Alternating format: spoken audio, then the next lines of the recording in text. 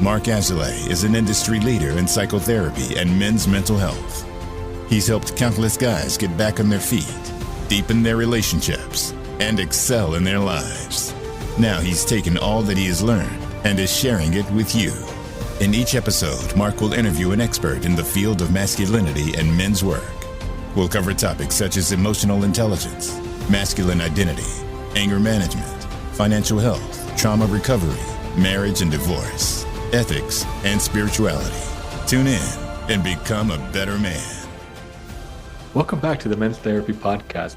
I'm here with returning guest, Silvia Dutchevici, and she's the founder of Critical Therapy, really blending social justice, critical race theory with psychotherapy. And I think it's a direction that the field is really moving in, and I'm really happy to have an expert back on the podcast. So Silvia, welcome back. Oh, thank you for having me. It's great to be here. Yeah, so I want to just dive right into the topic. When I think about working with men, I feel like privilege is just such a big part of it, right? I think we're at a point now, I hope we're at a point now in our culture where it's undeniable, right? We know privilege is real. We know racism is real. We know those things are happening. But now the question is, okay, what do we do about it, right? And how do we get men, I think specifically, to talk about it without shame, right? Because I see a lot of guys get shut down when the topic of privilege comes up, and it ends up being a blind spot for a lot of people. Would you agree with that assumption? Yes, I also think that most men shut down when we talk about privilege. And I think most people, think about white people in general, shut down when we talk about privilege because we haven't had a great conversation around it. Privilege now has become a bad word rather than privilege being a responsibility or an opportunity to do something different. So all of a sudden, we have learned to talk about privilege in saying the word, but the word has become a bad word, quote unquote. And as a result, everyone who hears it defends against it and is trying to look for ways that we're not privileged. It's like, I'm privileged. However, I'm a little different because of this and that. I also want to say that it's important that when we talk about men or masculinity, these categories are not, they're not always just one thing. We tend to forget, we talk about intersectionality a lot, right? And especially if you are in college and you write a lot of papers, it's great. Therapists talk about it, sometimes in our papers or in supervision. However, in our daily lives, we don't incorporate it. We tend to think, so you're a man and you have privilege, and we just stop there. As opposed to, are you a white man and you have privilege? Are you a gay man and you have it looks different based on the intersectionality of our identities. Yeah, I think you're talking about a lot of good stuff there. I want to go back. We were saying in the beginning of redefining privilege, right? And seeing it, like you said, like as a responsibility or as an opportunity. Because with especially a lot of the discourse online, it is weaponized, right? Yes. Like, you're privileged, you need to give me something, right? Or you're privileged, like you need to repent or something there. Like or feel bad about it rather than, there should be some reckoning with what that has meant, and male privilege has sort of destroyed many lives. And, historically, we look at patriarchy. I'm not negating that. However, that's not all there is. And if we don't do a good job in shifting that, we're just going to end up with people who are going to disavow their privilege and look for places where they're also oppressed. Absolutely. Yeah. And it creates this thing that I know I saw in grad school. I imagine it's happening even more now, which is like you're talking about, this race to the bottom, right? People, being competitive over how oppressed they are, right? Or over how they might have a disability or neurodiversity or whatever. And of course, all these things are real, but I see it, like you said, as a defensive mechanism of like, oh, don't put me in the category of like the privileged white male, right? I'm different. I'm one of the good men, right? Right. And also, to speak to that, you could be privileged and be good, quote unquote, it's how you use that privilege or what you do with it that counts. You can't, especially if you think about, certain categories or, whether we believe that they're, ingrained or that they're biological or so forth, it's irrelevant. The fact is, as a white person, people will see me as white. It doesn't matter what it is. It doesn't matter what I think it is. It is the world we live in. So with that comes some privilege. But with that comes my responsibility of how do I show up in the world? How do I enter a room? Who do I give space to be in that room with me? And who do I bring to the table? Absolutely. Yeah. I mean, another way to frame it for, the guys listening, I look at traditional male values. Some of the ones that I bring up is strength, courage, mastery, and honor. And I put privilege under the honor category, right? Like we can use our privilege honorably and we can be Right. leaders in our community. We can be fathers in our family, right? We can be leaders at work, but we have to do with honor, right? And I think acknowledging privilege and sharing the privilege that we have is a huge part of living an honorable life. Yes, I totally agree with that. Yeah, so I want to, as we're kind of getting to the discussion here and defining terms, I'm curious about how you would define masculinity. Again, that's something that is a very fluid term right now, and I'll speak for me, and I'm sure maybe you share some of these that it's not connected to sex, right? I think that's been decoupled. You can Right. have a masculine female-born individual and a masculine male-born individual, or intersex individual. But how would you describe masculinity in this modern age? Because I feel like it used to be so clear, and now it's like smoke, right? I think it's like hard to grab onto. Yeah, it's interesting. I was thinking about it. I was thinking about, coming to your show and talking about masculinity and what is masculinity? And also when we think now, and correct me if I'm wrong, at least for me, it has become that masculinity is something negative. I think about masculinity and immediately I think about toxic masculinity. Mm-hmm. And again, I think we've lost an opportunity. Masculinity we need to actually, and it's a great question because we need to redefine what masculinity is in a way that doesn't feel toxic or problematic or bad. So you could, traditionally masculinity has been associated with strength. Traditionally, also masculinity has been associated with not expressing your feelings. So we've had both bad and good qualities that come under the category of masculinity. I don't know if I have a definition. I am open to rewriting that, and I'm open to sort of questioning why is strength masculine, right? Why do we see it as that? Why do we see vulnerability as feminine? And it's so ingrained in patriarchy. It is so ingrained in a binary as well. One of the things I think we need to do is we cannot have masculine versus feminine binary, because whenever we have binaries, we have good and bad. Whether we know it or not, subconsciously, that's where we think. So maybe we need to redefine masculinity. We need to redefine femininity from a perspective of a continuum. So there are people who are more masculine, maybe more, let's say, strength-based or tough or whatever. And then there are people who are less masculine. However, it's so problematic because when I'm saying tough, I'm like, why? Why is that? Why is masculinity tough? Who decided that? So I'm going to leave. I know it's not a very satisfying answer, but I am going to keep asking myself, and I would like for all of us to keep asking ourselves the question, what would masculinity look like if we have to reinvent it? Absolutely. Yeah, I got a lot of thoughts on this, obviously being that's my area of work.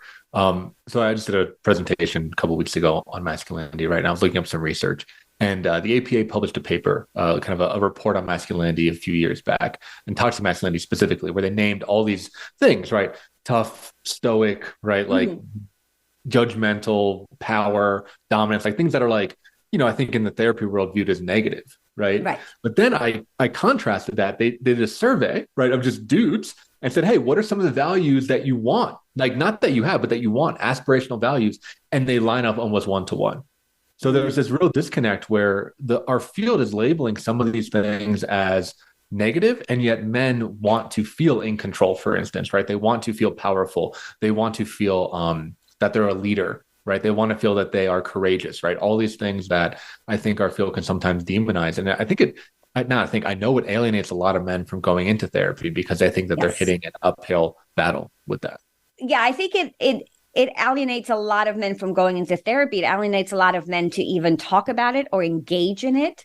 And it's very defensive, where they feel, why even bother with this conversation? You already come to the table with a preconceived notion of what I am, which is true in some sense, right? And then it shuts down the conversation. And I agree. I don't think it's just men. I think all of us want to be in control. All of us want to be leaders. And it's the way we get there that matters, and we forget that. You could be a great leader, you could be very collaborative, or you could be a bad leader and be very authoritarian. But that's up to us. And yet we forget that because we are so stuck in language that associates masculinity now with something negative. Absolutely. Yeah. Yeah. And I think like you said, the masculine movement needs a lot of work. Like the feminist movement was incredible for women, and it's really expanded the possibilities of what it means to be feminine, right? Right. Girl boss is the kind of example that comes to mind, right? Like that used to be bossy or bitch or suddenly pejorative, but it's like, no, it's great. You can have traditional masculine qualities, and that's celebrated by women out there. But men, we haven't done that, right? I mean, we're like either comparing ourselves to the 50s kind of stereotype, right? Or I think there's a group of men that are feminizing, for instance, that are doing like kind of the hippie thing of the 70s, right? Kind of got stuck there. But we don't have that expansive spectrum that I think women have really done a phenomenal job of creating space for each other. And again, it's because having this binary of feminine versus masculine, most men don't want to be seen as feminine, quote unquote. And that's because we see it as something bad. I think women are allowed to be more masculine. We don't judge them as much. I mean, again, it's a continuum. I recognize that. But for men, we judge them very harshly. And I think that also needs to change. To go back to, redefining masculinity, what would that definition be? I would like for us to think about qualities that are more about being kind, being helpful to others, qualities that have not been traditionally associated with masculinity necessarily. Yeah, absolutely. I mean, a framework that I use with my guys are kind of the Jungian archetypes, right? So king, warrior, magician, lover, right? And some of those that are not as put forth is like the lover piece and the magician piece, right? I think when we think of traditional masculinity, it's either a warrior or you're a king, right? Either you're a leader or you're killing people. But lover is a huge part of that, which can be being a father or being a partner or being a musician or an artist. Right. And then magician is kind of that ephemeral quality of being a craftsman, right? Or being able to bring something into the world that is incredible, or saying the right thing at the right moment, being attuned, that kind of quick magical moment that, I think people and men can also have. But what do you think about those archetypes? Oh, I love it. That's analytically trained too. So yeah, that's great. Yeah, I love it. It's a good example and something that people can understand and sort of like hold on to. Yeah, yeah. So what do you see in your practice of barriers that guys have to talking about privilege and talking about masculinity? Well, I think, first of all, I think there are barriers to men in therapy is the fact that most men haven't been allowed to ask for help or to go to therapy. And even when they come to therapy, it's usually like, this is a short-term thing. It's just this one issue, or I'm having trouble at work, or I'm anxious at work, which is true, but that's based on what's going on in your life and how much, you have to sort of stifle your feelings. And it takes a while, for most men to really be open and trust another person. And therapy is that place where I think they could learn how to do that. But it's difficult. And I think it's very brave for those who try it. And I think especially after COVID and everything we've been through, everyone needs therapy. 100%. Yeah, everyone needs it. This might be a bigger topic, but it just comes to mind is I'm thinking in the therapy room or in the therapy field, there is a power switch, right? Because you have a man, most therapists are women, predominantly white women, right? Unfortunately, yes. Yeah, I mean, that's we need to change that. We need to change that, but that's what the stats are right now. And they're in a place where they're asked to talk about their feelings. And more specifically, they're asked to like just sit and talk. Which a lot of men, we don't just sit and talk, right? Oftentimes we're doing something and maybe having a conversation while that sitting and talking, even though it feels simple, can be really threatening to a lot of guys. So the power dynamic kind of switches, Yeah, I mean, I think sometimes men are good at talking. I don't know how much they're good at sharing. You could talk to someone for a very long time and say very little. That's true. It's the challenge of actually being in tune with your feelings. And I'm glad you brought up power. And I think one of the things that about critical therapy is that we do a deep analysis of power, which puts us at the center of this issue of men coming in and talking about how does it feel in this vulnerable position, but how do we learn to negotiate power? I don't think men and women have learned how to negotiate power together. We see this when we're dating, right? We all follow this script. It's like, you have to do this, I have to do that. It's not authentic. It's not about being present. And it's not about learning how to negotiate our different identities and our power relations.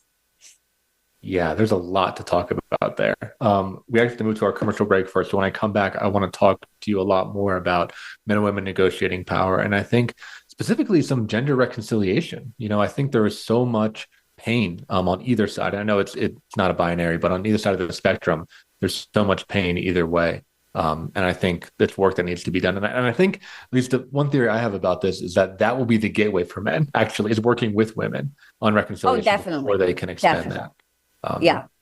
So we're going to head to our first commercial break. When we come back, we're going to talk more about power dynamics. So thanks for tuning in, and we'll see you on the other side.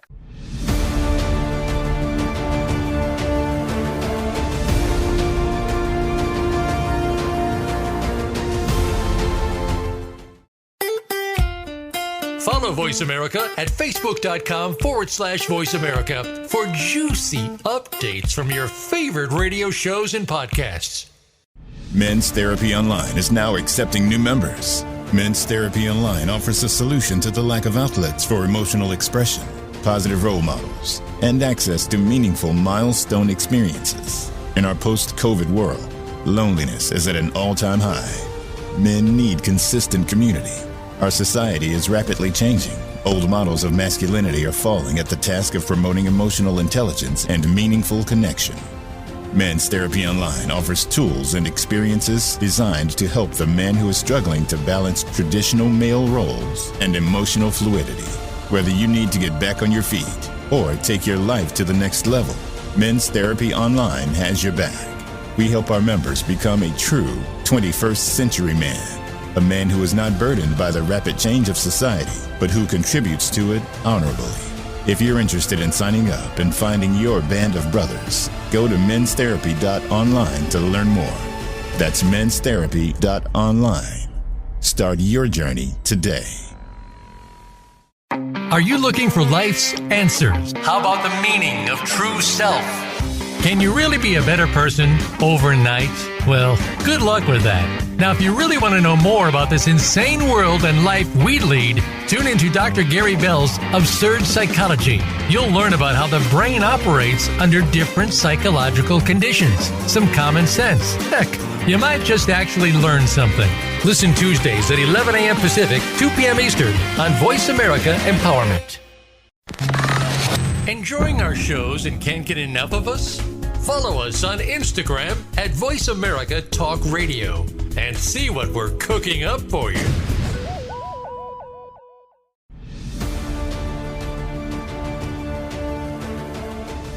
You are listening to the Men's Therapy Podcast with Mark Azalea. To reach the show today, please call 1-888-346-9141. That's 1-888-346-9141. Or send an email to podcast@menstherapy.online or visit www.menstherapypodcast.com. Now, back to the Men's Therapy Podcast. Welcome back to the Men's Therapy Podcast. I'm here with Silvia Dutchevici, and we're talking about critical therapy, masculinity, and power dynamics. Silvia, we left our last break. You had a wonderful, just bomb-dropping statement saying that you believe, and I agree with you, that men and women do not know how to negotiate power and how to deal with the power differences. Can you expand upon that during this next segment? Sure. I think most of us don't know how to negotiate power in all our relationships. And that's because we have been taught a model that's power over someone. So we're constantly trying to assess who has more power over whom and what happens. We haven't thought about power as something that exists in every relationship and how we negotiate that. How do we see it as we go back, a privilege, but also a responsibility to the other person. So especially when you look at heterosexual dating, it gets complicated. Even the most, I do this, I do a lot of workshops now at different conferences, and it's about money. And it's called a politics of equity, and about how do you, your relationship to money and so forth. It's connected to our sliding scale, but that's a different story. What's amazing to me is that when we talk about money, it's never about money. And people's ingrained beliefs come out in very strange ways. So, and this is what I mean about that our values don't live in our head. They actually live in our hearts. So you have a lot of progressive men who are like, yes, I'm progressive. Women, yes, I believe in feminism and so forth. And we do some of these workshops, and I've had men say, well, when I go on a date, the man has to pay. You're not a man if you don't pay. So it's just so interesting. And that's a power move, right? Even though if you don't have money, you still should pay more. Although this woman might be making 3 times what you're making, it doesn't matter because it's not about the money. It's about dating means men should have some control over the situation. I feel that women get control back, quote unquote, in a very dysfunctional way, but saying, oh, I like you, I don't like you, I'm going to pretend I don't like you, because it's really crazy out there. You know? It is crazy out there. So this is a thought that I'm like workshopping, right? And I wonder if you agree with this, because I know, we share some similarities and some differences. I think of like the biological sex differences, right? And if you boil down sex differences to the reproductive system, right? And if you look at how it works, right? You have men are releasing tons of sperm out there, right? And a lot of them, most of them don't make it, right? And some do make it. And the women's system is more of a filter system, right? Where there's all these tubes and nooks and crannies and defense mechanisms, right? To finally get towards fertilization, because fertilization is a huge tax on the body, right? And I think about that when I think about dating apps, right? And dating dynamics, where when you look at the data for that, you have men, the men experience is sending out tons of messages and getting rejected almost 85% of the time, like always getting rejected. Whereas the women is the opposite, right? They have to filter through all those messages and try to find the diamond in the rough. So I wonder, as we look at our definitions, do you think there's anything like, I guess, quote, natural about that? Or is that just our society? Or is it like nature and nurture? Like, where's your line? Yeah, it's interesting, because this is one point I'm pretty sure I don't agree in so much as there's nothing biological. We live in environments, and those environments shape the way we see and experience the world, especially about gender. Gender is so ingrained in us from an early age. Think about, if you want to know what our society teaches us about gender, go to the playground. You will notice how parents, caretakers, everyone around these kids are so invested in communicating what a boy does and what a girl does, which is also communicating later on what it means to be feminine and masculine, policing that. Oh, be a man, stand up, don't cry. You're not a girl, right? And you think today, in today's world, it happens. Yes. And unfortunately, it happens on our playgrounds, where people learn about these sort of binaries. And especially in those places, that's when society comes in. That's when we learn these things. And that's when it also forecloses, for most of us, the opportunity to express our gender in different ways.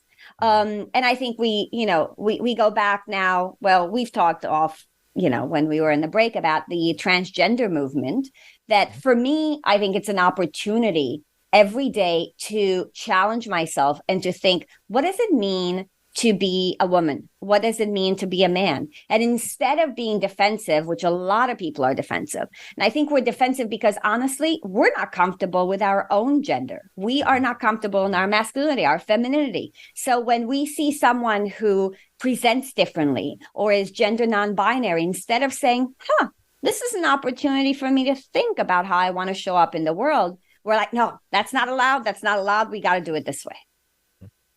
Yeah, I find that really interesting. And I plan to have some trans folks on the show as we build it out. Because, like a female-born individual that is a trans man, I get interested in that, right? Is like, what about the femininity are they moving away from? What about masculinity are they moving towards? What is behind that decision? I think it is a great case study to understand how these roles and how these conditioning plays out in us. Yeah, and it's interesting because I'm reminded of what is now a, old text of Judith Butler, where she talks about, that gender is always a performance. It is something that we always put on. It's not, and it's obvious we go back to this idea of like, it is not biological. It is taught. It is how we see other people, how other people tell us that we should be. And especially in the transgender movement, I'm also fascinated at how much movements of resistance, sometimes I'm going to parentheses with movement of resistance sometimes become part of the status quo. So my question to a lot of, transgender folks is how much the way you are now showing up in the world is based on how you want to present, and how much is it also a performance so you could be accepted in the world? Right, exactly. Like that switching the label creates more freedom. Right. Whereas, at least what I'm hearing you saying, please correct me, is that the label could be more inclusive, right? That you could be a woman with traditionally masculine qualities and still be a woman rather than having to label yourself as a man. Is that right? Exactly. And how much of that is because you really feel that you want to present a certain way, and that's great. And how much is it that you think the world is not going to accept you? For example, and I think it's especially for men is really tough. For example, if you decide that you want to, dress in a go to a ball and wear a dress, that's not going to be that easy.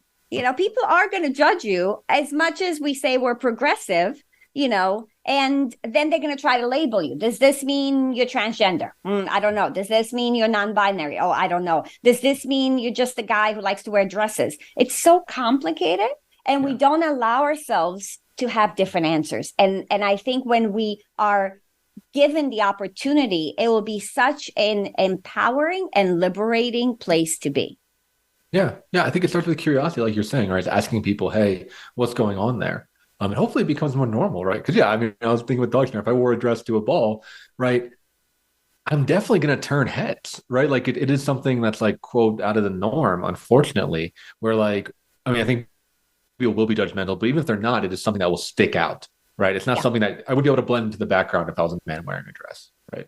And that explains why the transgender movement right now has such a difficult time, and so many people are being oppressed because it's about us. It's not about them, and as a therapist, this. It's whenever we're angry about something it's really always about how it impacts us. We just hide behind values and sort of like, no, people should be this way or that way. Right, totally. It's like the argument that I think is hopefully getting more settled around like gay marriage, right? Where people said it impacts the sanctity of my marriage. It's like, no, it doesn't. Like you can get married to whoever you want, but like, why do gay individuals getting married make your marriage somehow less valuable, right? So I think it's the same with transgender, where if you have someone trans man, it somehow threatens people's masculinity around that, rather than expanding the definition. And I think to go back to masculinity, and I think especially, I suspect that people struggling the most in today's world are heterosexual men. Mm-hmm. I think it's really confusing just to be like a straight white man right now. Yeah. Oh, yeah. That's like, what do I do with that? And it is imperative that we come up with some solutions around that if we want the world to change. Because if we don't, these men will become very defensive. The conversation will shut down. And then we've lost the opportunity for change. Absolutely. Yeah. It made me think when you were talking about the workshop that you run and the tipping, right? And the money, who pays for the date. When I think about that, I think a lot of that is it's reinforced by other men too, right? Yes. Like masculinity is, of course, reinforced by other men. And this idea of like, forgive my language, right? But like being a pussy, right? Or being a coward, right? Or being gay, right? Like these like labels that men throw on each other around when they adopt more feminine stance.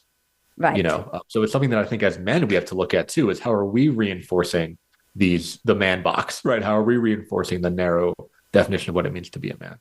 And the problem there is that sometimes, there's peer pressure, right? So sometimes as a man, you might not think there's anything wrong with, sort of not paying on a date and the other person who makes more money should pay and so forth. Mm-hmm. But when you're with your friend, there's the policing of what does it mean to be masculine. So you might want to say, I think it's okay. But then you look around and then we go back to the playground where it all started, because that's where you've learned it. And then you say what you should say rather than what you feel. And if you think about that, especially for men and women, if all your life you need to police yourself in how you come across, then it becomes sort of your nature. It at some point is automatic, but that is not necessarily your authentic self. Yeah, I'm curious, what do you do about that, right? Because I think, so in my relationship, it is fairly traditional. So I pay most of the time, right? But sometimes I don't, right? And when I don't, I'm okay with it, but I notice like this twinge of shame or guilt, like with the server, right? Like with the person who is giving me the check, who I do not know, I will never see again, and they're just doing their job. They're just happy to get paid regardless. Right? They don't even care. They don't care who's paying, right? But like, I think as a straight white man growing up in America, like that is in me, right? There was this moment of like, like kind of like bashfulness when my, fiance is paying for breakfast or something. Well, this is a great example. I'm going to put you on the hot seat. Can I ask why do you pay? So right now I pay because I do make more money. Okay. And there is this thing. I think I do buy into the traditional masculine role of being a provider, right? Being like a financial provider, being a logistical provider, right? Being like kind of working on, I guess the way that I've seen it is kind of men are like, the masculine is like the vessel, right? And the women is like the water that fills the vessel. Right. Okay. So in my relationship, it can be fairly traditional where I provide a lot of structure, but she provides a lot of emotion and depth and content, right? Like having an empty cup is worthless, like I need a feminine energy to inhabit the structure that I can provide for my fiance. So what I hear is that for you, paying for some money becomes a stand-in for caring or providing. Yes. And somehow if you didn't pay, that means you don't care or provide. Correct. Yeah. Like either I can't care or there's the insecure piece that like I cannot provide, right? I'm somehow emasculated in that moment, or I'm somehow like weakened in that moment. I think those are some of the feelings that come up for sure. And some of the work, if you're in therapy, would be to understand where this comes from. Where did you learn that money is another word for care? Where did you learn that if you're not the one caring, that means you don't even love this person, or and is there a way to care in different ways? And that's a lot of work because it's so ingrained. Mm-hmm. Absolutely. Yeah. And that's the work that I'm doing with Caroline, my fiance. And I won't go too much into me, but my dad, right, is like very generous, very present, not always super emotionally deep, but being like an immigrant and coming from low income, for him being able to share money and pay for stuff and do that is a big point of pride for him. And the main way I think he shows his generosity. So that makes sense. Then for you, I get that conditioning. Right. Yeah. Right. And then part of that work is, and it's good that you're talking to your fiance about like, what does this mean for you? And maybe for her, it might not mean anything. So you sitting there in your thoughts like, wow, this woman thinks I'm not really caring for her. And then she's like, oh, it's nice that I get to pay. I really feel great.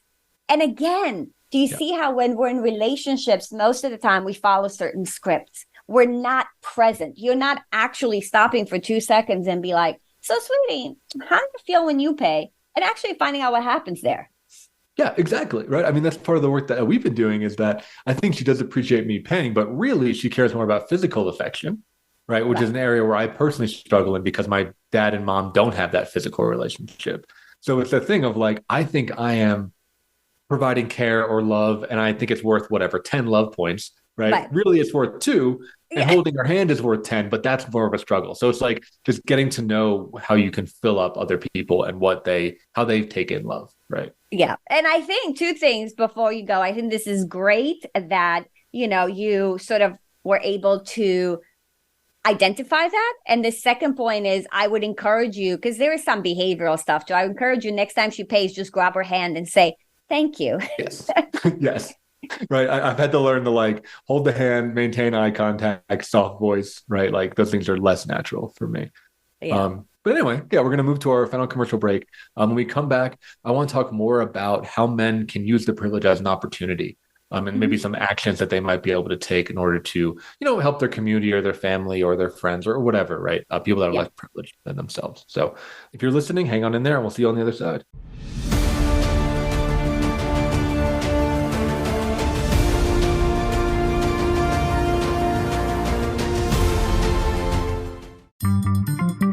Voice America is on LinkedIn. Connect with us today. Men's Therapy Online is now accepting new members. Men's Therapy Online offers a solution to the lack of outlets for emotional expression, positive role models, and access to meaningful milestone experiences. In our post-COVID world, loneliness is at an all-time high. Men need consistent community. Our society is rapidly changing. Old models of masculinity are falling at the task of promoting emotional intelligence and meaningful connection. Men's Therapy Online offers tools and experiences designed to help the man who is struggling to balance traditional male roles and emotional fluidity. Whether you need to get back on your feet, or take your life to the next level, Men's Therapy Online has your back.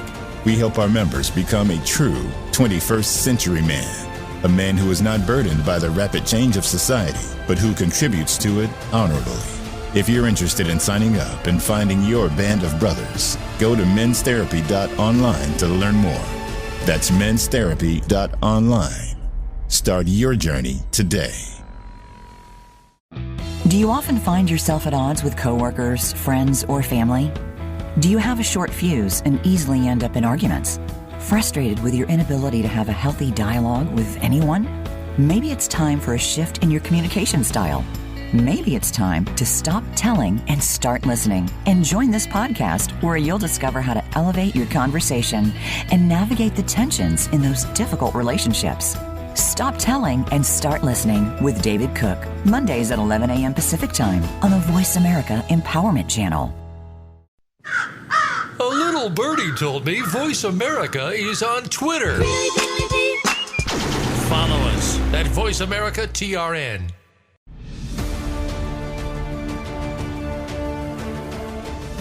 You are listening to the Men's Therapy Podcast with Mark Azalea. To reach the show today, please call 1-888-346-9141.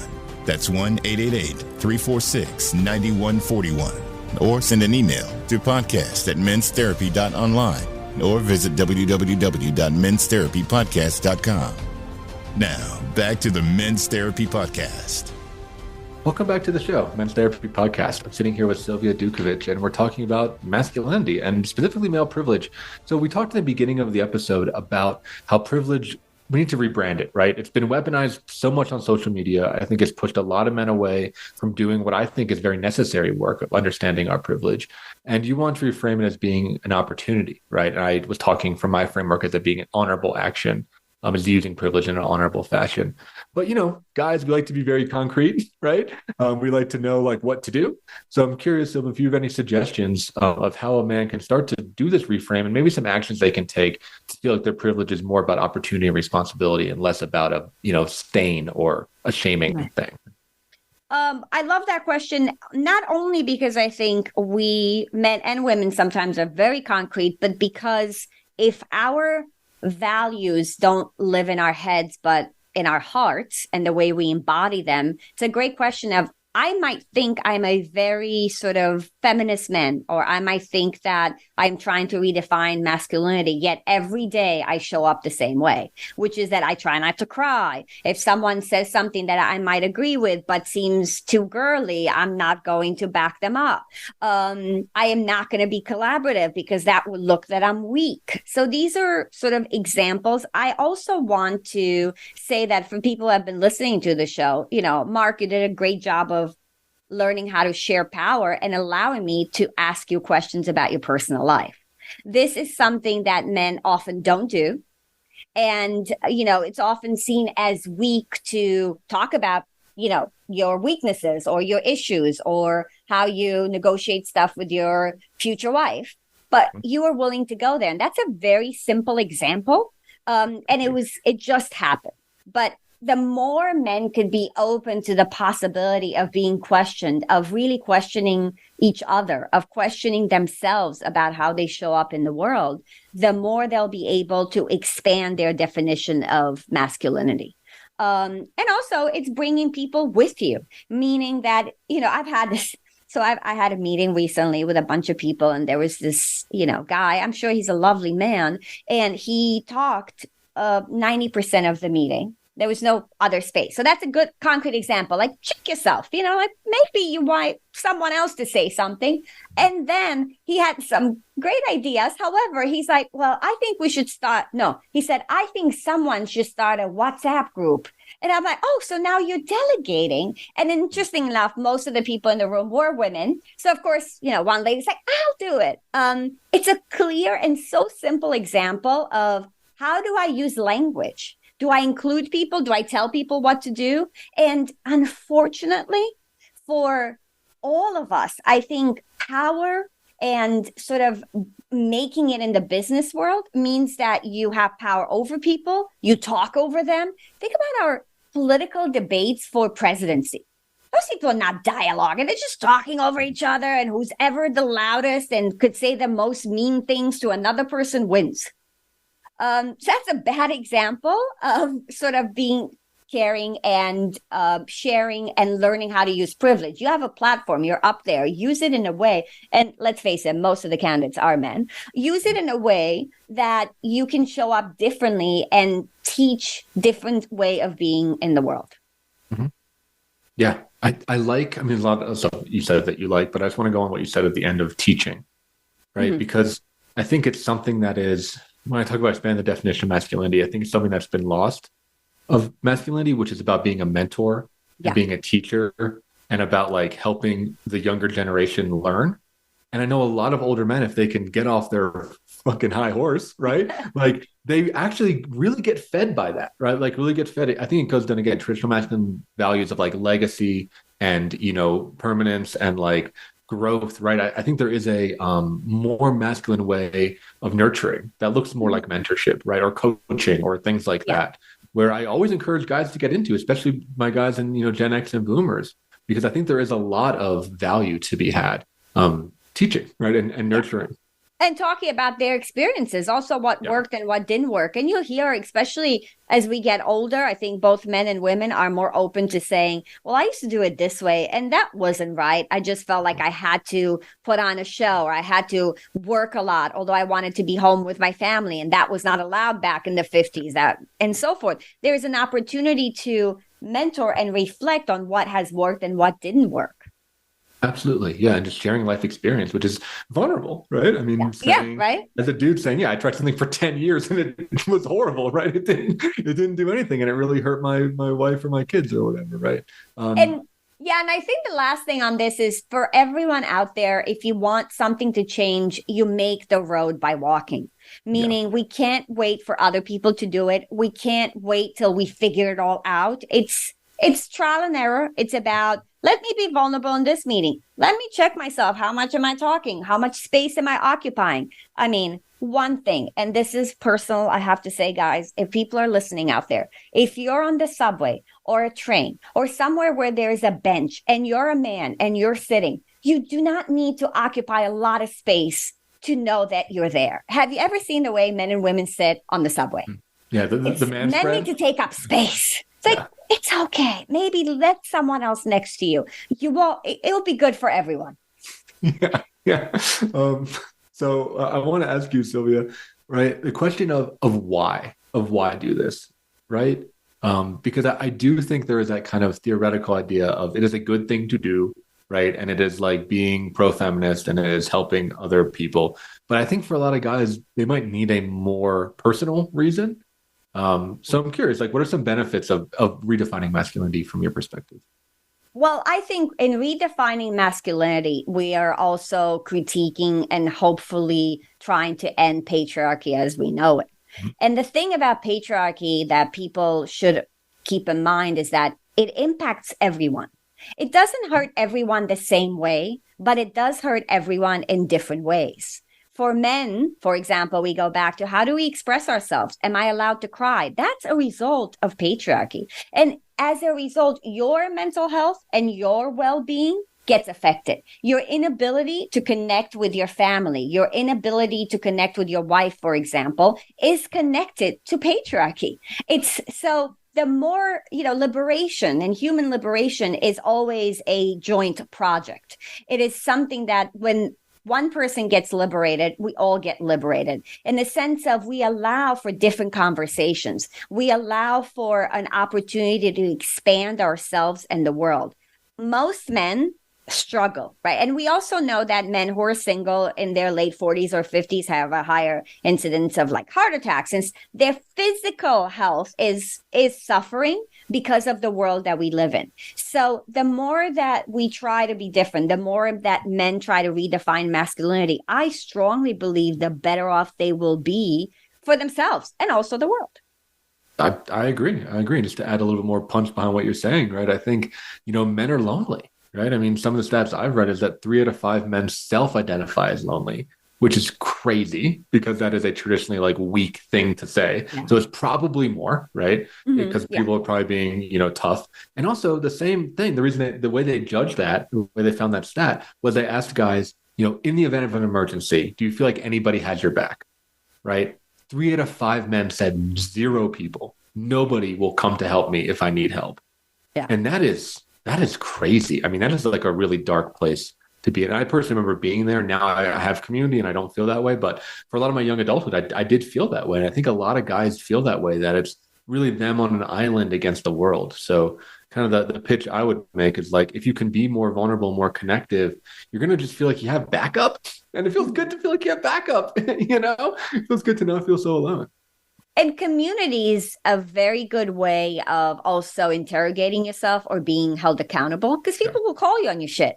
And you will feel maybe upset at times, but you will feel less lonely. I think the loneliness is a problem for both men and women. I suspect for men, especially working from home, because we've switched now. A lot of people are working from home, and not knowing how to socialize gives you very little opportunities to be out there in the world. And if you've learned that to be strong means that no one disagrees with you, it doesn't give you an opportunity to really sort of challenge yourself. I think work was one place where we had to sit with people we may have not liked or agreed with, but we had to learn how to listen to them. Whereas now we no longer have to do that. We just go on our laptops. If I don't like you, I just shut down and never talk to you again. And that's the end of that. And that is going to increase our loneliness. And I think for men, especially that struggle with communication and vulnerability, where are they going to do it? there's not, unless you create an intentional community, there's very little space for you to talk to people. That's a really good point. Yeah. There's no like forced melting pot, right? Or forced diversity. Yeah. Yeah. And that I worry about our politics. I worry about our society. I worry about all of us. I wonder where we're going to be 5 to 10 years from now. Same thing. Yeah. I worry a lot about the echo chamber, and I worry about, people getting fed content that just boosts their ego and agrees with them rather than, challenges them or has them be exposed to a diverse opinion.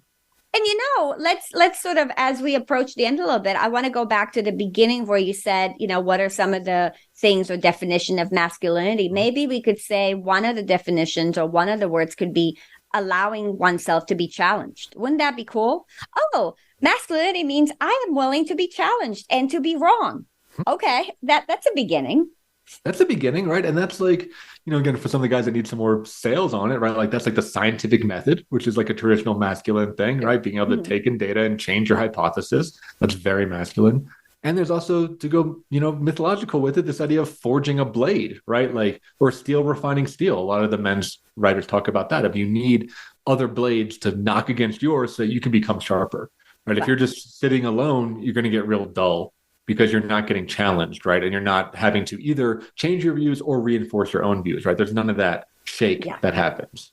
And I would also say, because I've known this from both men and women as leaders, if you say, I would like to be challenged, especially at your place of work, then do not get upset if someone who is below you or, your supervisor, so forth, challenges you and then, sort of take it out on them.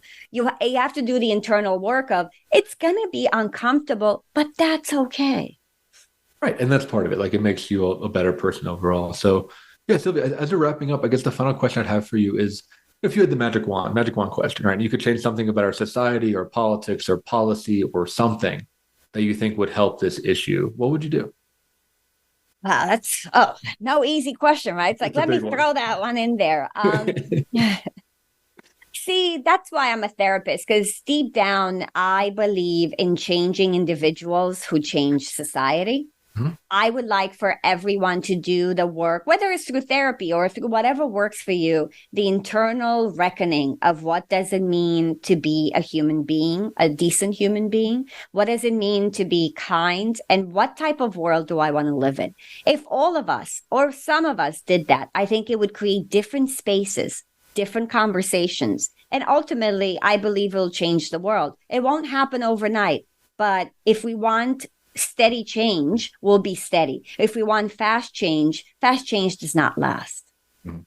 That's really well said. Yeah, turn the eye inward and doing some of that inner work. So, Sylvia, it was a pleasure to have you on the show. I love your expertise. I love the banter. I love the back and forth that we can have around this stuff. I can't wait to have you on probably sometime next year. So if you want to learn more about you and your work, where can they find you online? Criticaltherapy.org. You could find all about our institute, all about therapy. You could also find my book, Critical Therapy, Power and Liberation. Thank you so much for being on, for being willing to be challenged with me. Also, thank you for having me on your show. I really love the fact that you've engaged in this topic and that you're going to talk about it. I love, sort of the work that you do that's going to help men be able to at least talk about some of these things, because if we don't talk about it, we're not going to change anything. And this is why I'm a therapist, and this is why I encourage people that through talking we could exchange ideas, come to different understandings, and hopefully expand our world.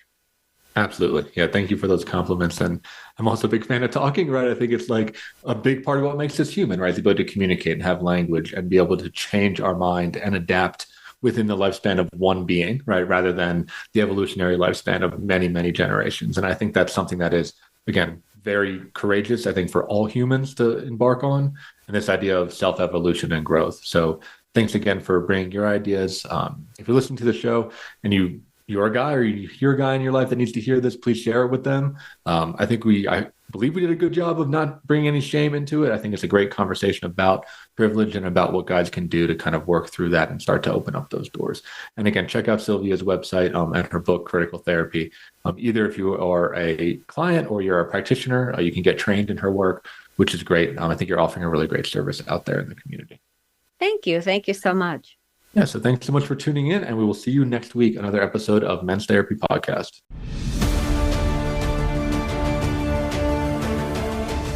Thank you for joining your host, Mark Aguilar, on the Men's Therapy Podcast.